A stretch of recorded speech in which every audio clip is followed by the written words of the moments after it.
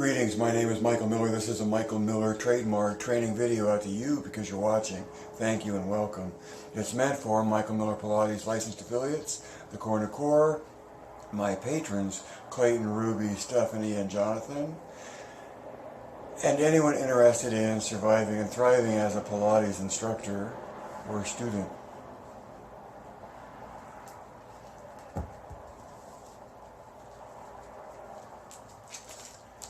So these are stickers of Cornu. And when you get to the point where you just want to hand somebody a picture, there's nothing on the backs. Could be a stamp with your name and number and such.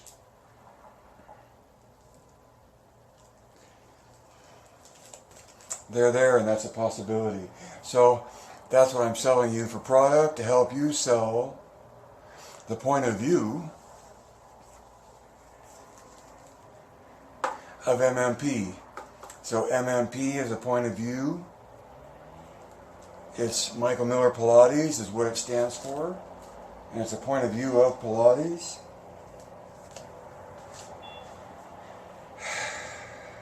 So I covered the stickers for sale on my list. I generally work out every day on the Reformer Intermediate, hermit.com for what that is, or what that's made of.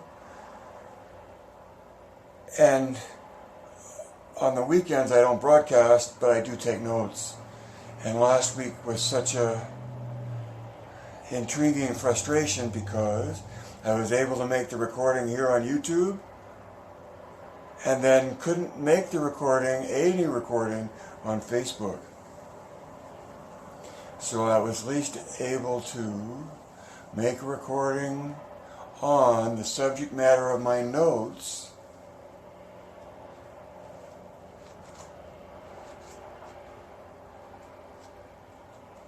and I refer you to that if you haven't seen it, because over the weekend I had, seems like a lot of notes and a lot of thought about three things are on my list today. The first thing is pressure is intensifying. The second thing is discerning the difference between Romana and Joe. And the third thing is the core criticality and the spine corrector.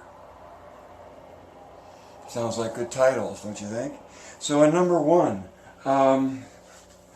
the pressure is intensifying to distinguish yourself as a Pilates instructor, because this is the broadcast about how to survive as a Pilates instructor, right? That there's something to embrace in that title or description, and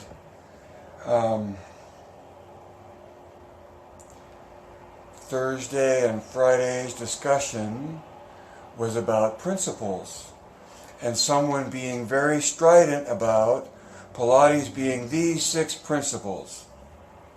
Okay? And that came out of, my copy's a little beat up, but that came out of this book in 1980, 13 years after Joe died. And because I was looking into the biographies of the two authors, couldn't verify what I had wanted to attribute to one of them, I came across the YouTube interview with Gail Eisen. Okay? Highly recommended. Eisen. E-I-S-E-N. And Gail is G-A-I-L. Gail Eisen. YouTube, Pilates. The book is The Pilates Method of Physical and Mental Conditioning. And because I went looking for the authors, couldn't find what I was looking for, but came across the YouTube video with Gail Eisen. So, the pressure is intensifying.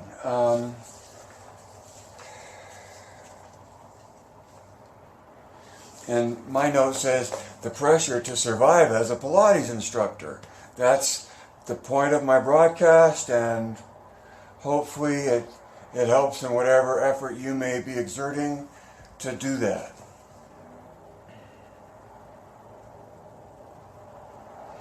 There's pressure for the Pilates culture to better understand itself. And principles aren't cutting it. Well, or are they, in a way? See, are principles enough? And that was my title from Friday, that you can only get a video on in YouTube because Facebook wouldn't work. And this may be the only recording again because maybe Facebook won't let me go live again. For whatever reason.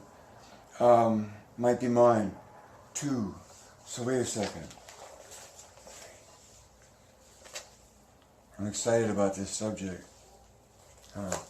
So my comment about this pressure building and this strident approach by one example I hear of, that Pilates are these principles.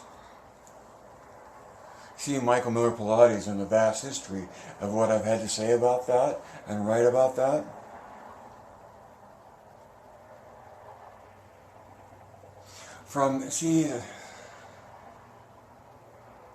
It's all about POV, point of view, the way you look at things, right? And by the way you look at things, it's the way you sort of understand things. And if principles are all you've got, you're in trouble. That's what my writing wanted to be said aloud. If principles are all you've got, you're in trouble. And that's because principles are indicative of something. They are not the thing in itself. See? Like I did the washcloth and wrung out, what comes out of a ring are principles, meaning tension. And it's the thing itself that sweats the principles, or the principles become apparent because of the tension or what you see and what you're watching, what you're experiencing.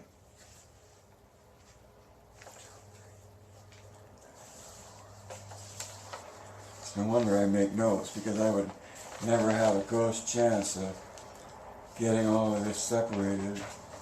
Which takes me to, well, hold on.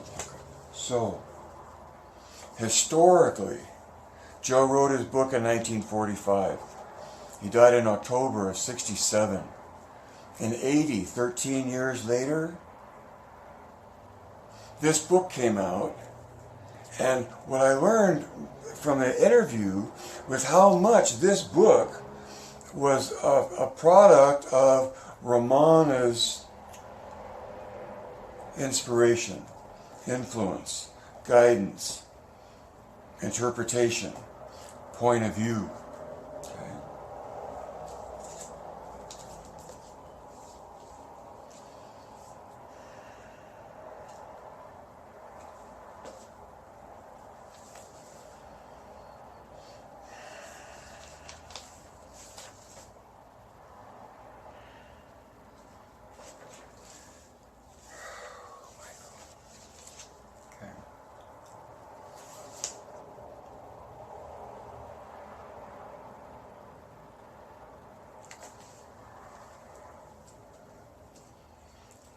What I was headed into saying was, this book is where the principles came from.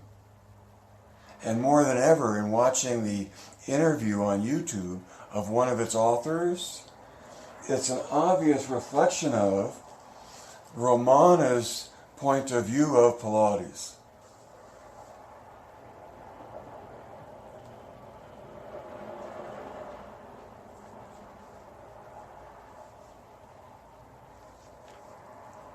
And that the principles they came up with was as much of a subjective take on what they could not explain.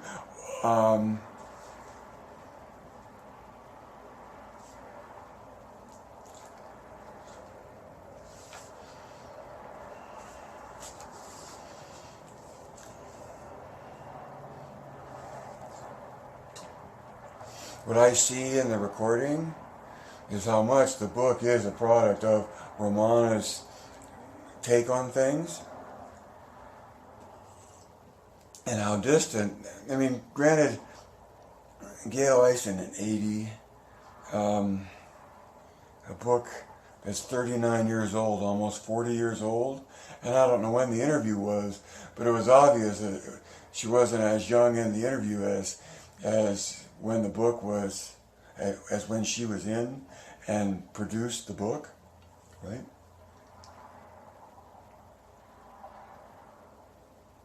And when it came to principles and that assertion that, well, the principles really were something that they came up with and not like some hard and fast rule that came from Joe, but merely a stab at identifying the sweat coming out of the rope. Big twisted hawser under tension, you know, the oil that's in the rope or something that comes out of that tension are the principles.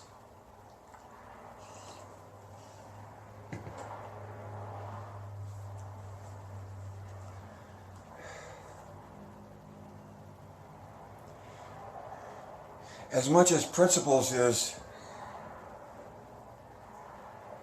it's important to recognize that principles were and are an attempt by these two authors, with the help of Romana, of explaining the method. And in the book itself, of course, it's absent. And in the interview, it's more obvious than ever that the author was only reaching into and graced by Romana's contribution of time and effort and influence, right?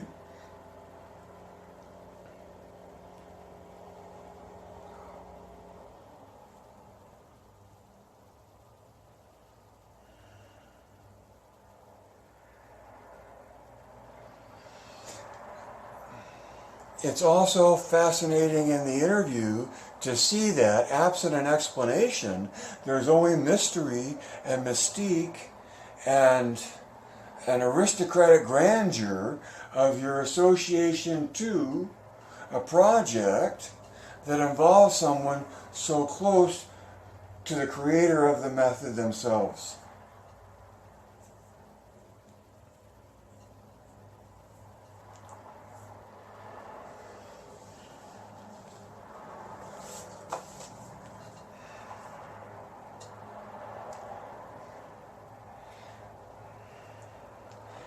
The lack of understanding or knowing that one of Joe's things was concentration, wondering if that was something that, see, just the lack of confusion on that could easily be talked about in terms of, I don't have anything to really say about that, I don't know if that was one of Joe's things, is how it came across.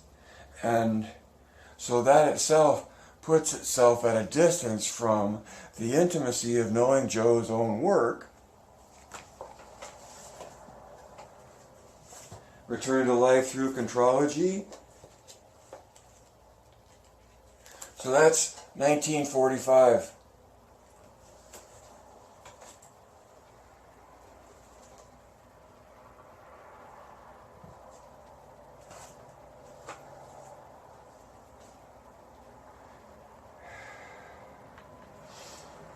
A German philosopher wrote the Death of Wallenstein as a play, and it's in that German play that there is this German quote, which translates from the person that translated the whole play into English. It is the soul which builds itself a body. Now, my opinion is that it does that by observing. That observing is what the soul pays or participates in or with. And see, I'm not religious, and whatever the soul is, I know that observing is important to the intended effort.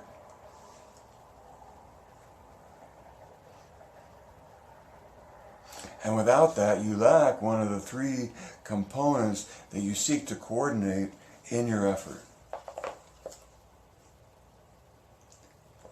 So 1800, 1945, Joe's book, Return to Life Through Contrology, 1945. 1980, Freeman and Ison's book, that gotta go look at the YouTube recording and get more flavor and depth and understanding of the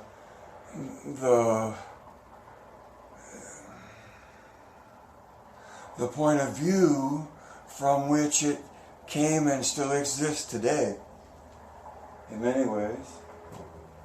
And then from 1980 to 2000.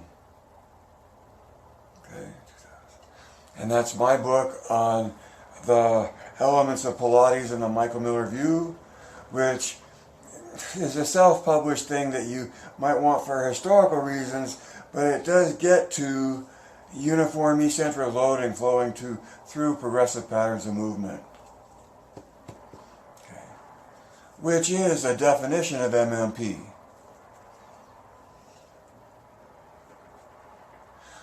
And as such is an explanation of what thus far hasn't existed, or one hasn't been really pursued or interested in, because it's much better if you're talking about something where the something has nothing of its own essence.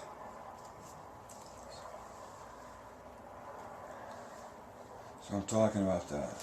So I'm talking about discerning the difference. That's number 2. Discerning the difference between Joe and Romana.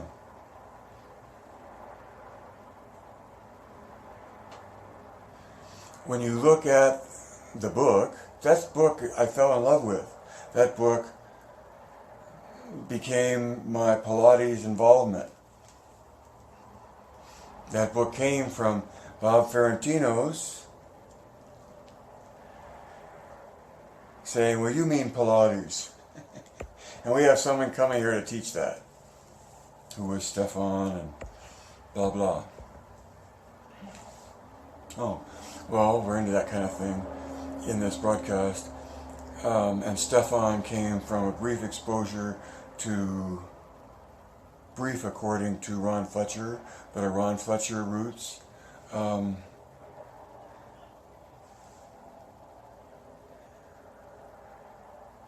So in discerning the difference between Joe and Romana, the author said that one of the things they tried to do is, I think, make it more literate, or I think just bring some kind of cohesion or expression to what is it.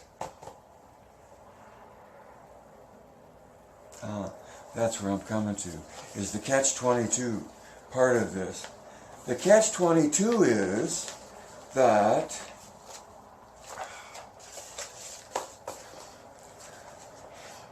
I look at the history of Pilates unfolding in the world, or the tsunami of passion for interest and the money being spent and all of that,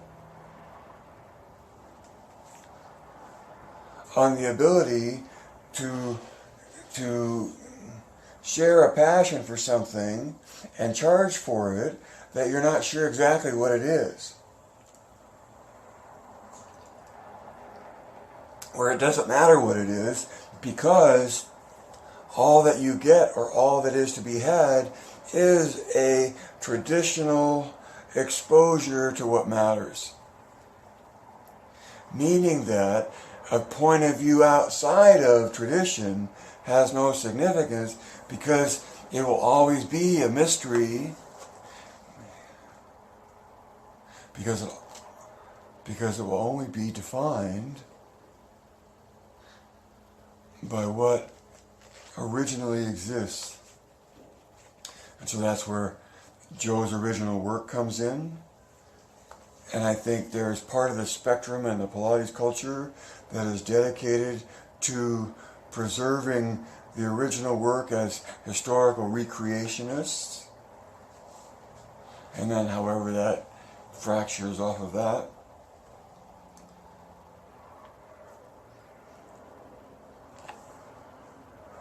But the point I was after is that in only being a set of principles, it's easy to share and apply and have a vocabulary, to have a dictionary, right, of words, and say, follow these principles and have at it. Which is great in a way, and it's totally embracing.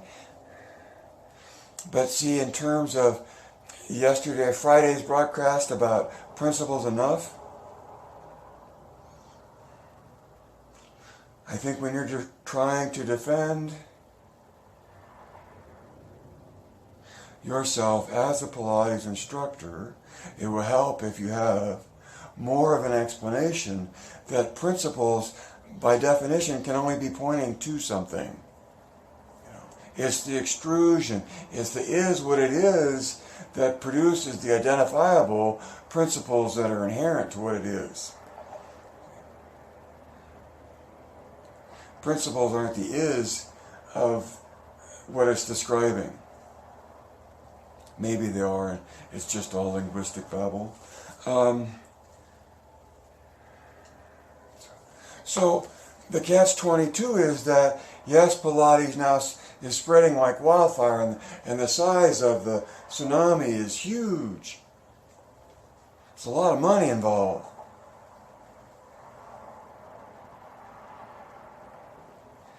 But because of all of that, my point is that in the tsunami, people that have been accustomed to defining themselves based on principles will certainly feel outgunned by MMP when it comes to having an explanation for what it is.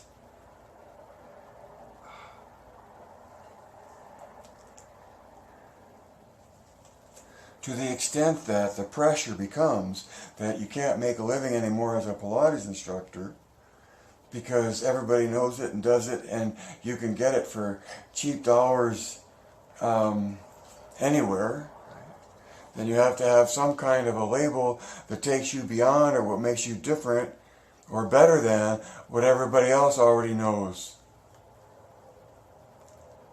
Some major brands of movement modality are that way.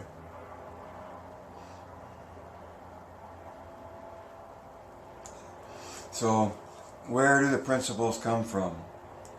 That was part of my last number 4, and then that was going to take me to number 2, discerning the difference between Ramana and Joe, and in Gail Eison's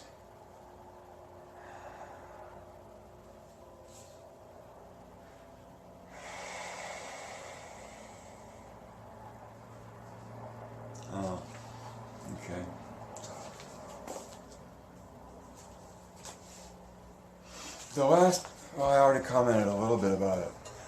When what is known is considered to be a mystery and unknowable because it's just what's been passed down from tradition, under the assumption that one can only stand as close to the method as you can to be exposed to the roots through tradition.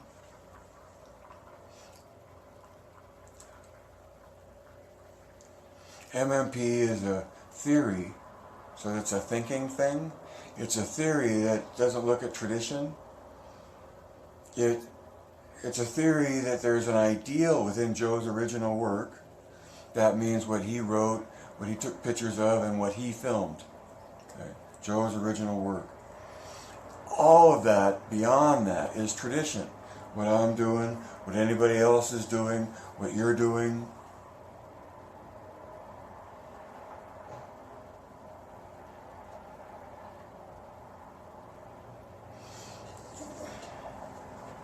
The difference between this book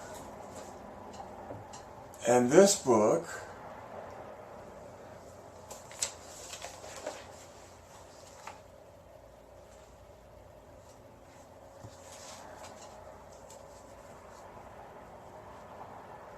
is important to have a sense of on your own.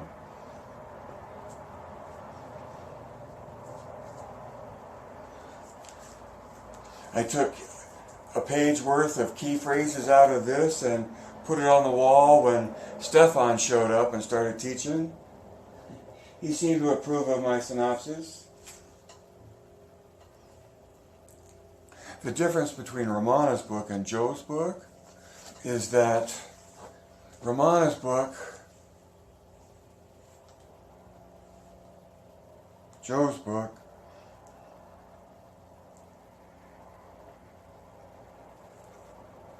is Romana's take on Joe's method and structured it through principles and like levels, right? Romana's book had a lot to do with establishing a format of levels as a means of introducing the work.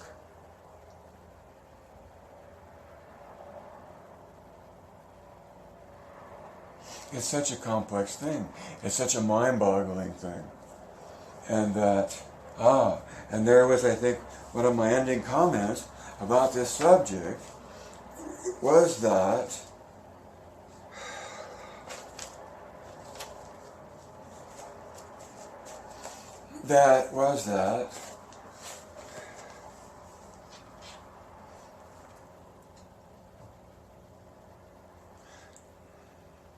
and you won't like hearing this, but the rep that Romana had was that she was the only one that was just trying to keep Joe's work as Joe's work without changing anything.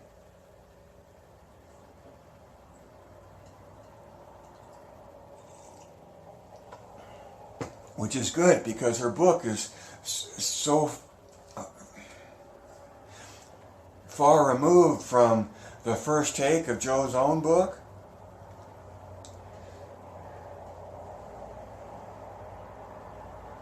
that I would have never gotten anywhere in my understanding of what it is without being familiar with the 3 things in Joe's book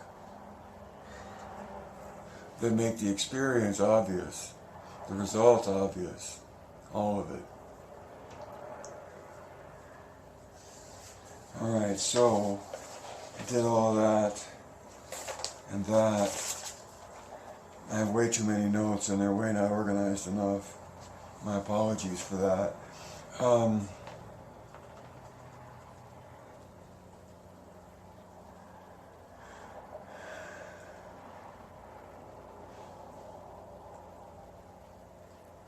MMP and Occam's razor. There's something about in the Occam's razor is something about in the likelihood of any other explanation. The most likely is probably the one.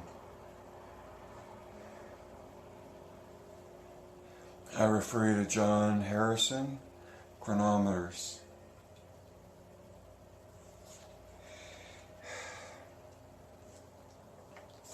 So when I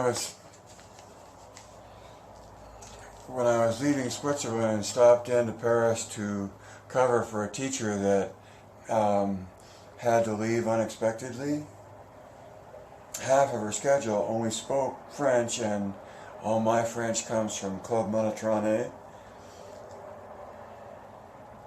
And this scary woman, all in black flowing gowns and red hair, could have come right up from the cauldron, and she did Pilates, and I only spoke French. And so I spoke to her as best I could in the French that I had, and finally she says in English, perfect English, "Speak English, at least I can understand that." So that was a cultural favorite. And then when finally I latched on to her, admitted I loved Bruce Lee, because she had an admiration for Bruce Lee as well. I had made a good connection between teacher and student. Speak English. At least I can understand that. And so I knew this is such a big subject. But see, principles aren't enough. And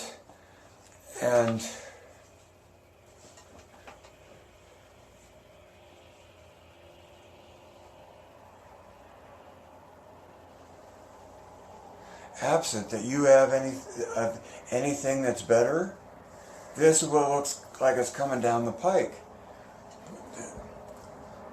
MMP definition of uniform eccentric loading flowing through progressive patterns of movement.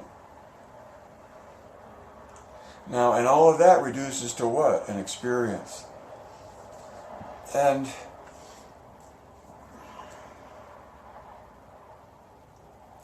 that brings me to number 3 in the titles today. The core criticality and the spine corrector. So if you're a new listener, the core is a grip at the hips. Literally, it's not just muscular engagement. It's not just a squeeze. It's a muscular ability to create a rotational dynamic, and in so doing establishes an axis of that rotation at the hips. Why am I telling you this? Oh, because of title 3. So the core is this. It's the grip at the hips. And who says so? That's just the MMP POV, right? Point of view. Michaelmillerpilates.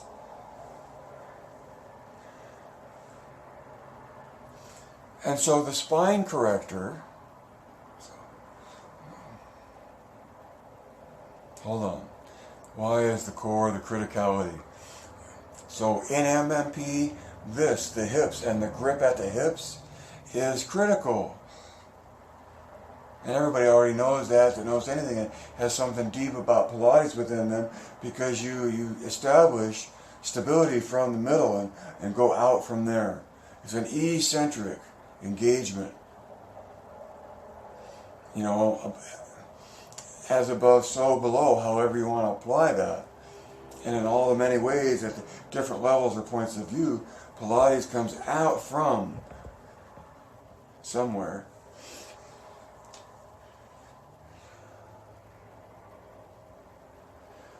And this grip is critical because all the other grips connect to it and work off of it. And in that regard, the hips, the core is the core, but the body is so much more than the core.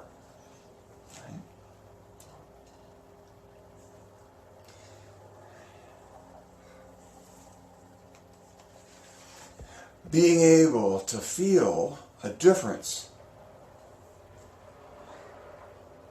is what being an instructor is all about.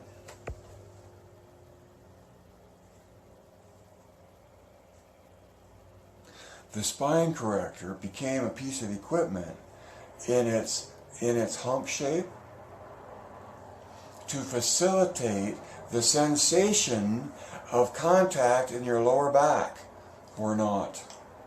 Of facilitating the ability to rotate at the hips, to articulate the engagement of contact with the barrel. So you're sitting in the hump, the round part is behind you, right?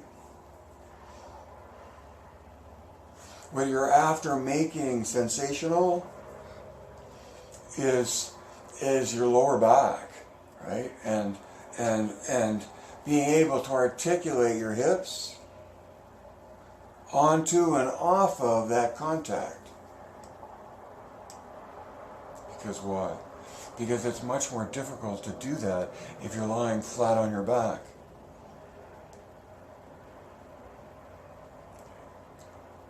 So the spine corrector lets you come down and correct the spine by establishing the core, which is a literal grip at the hips. And when when is the spine corrected? Well, it's corrected when you have the ability to not only work within that range, but then work within a broader range to where you don't need the spine corrector anymore. It just becomes a perch from which you can express more movement, but the piece of equipment itself is to help a person find articulation at the hips into the lumbar spine, onto and off of. It's something that makes it sensational. which MMP instructors are noted for aiming for when they instruct, when they get to instruct. Because life can't live forever. Read between the lines and see behind the curtain. Add two and two after you've evaluated points of view.